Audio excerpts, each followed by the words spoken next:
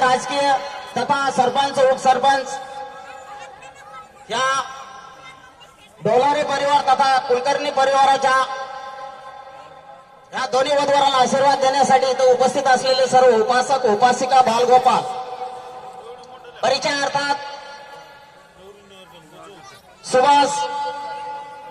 शेषराव देवराव डोलारे यांचे नातू सौ लता विनायक डोलारे यांचे द्वितीय चिरंजीव राहणार सेलगाव हल्ली मुक्काम राजवाडी तालुका बदनापूर जिल्हा जालना उपासिका साक्षी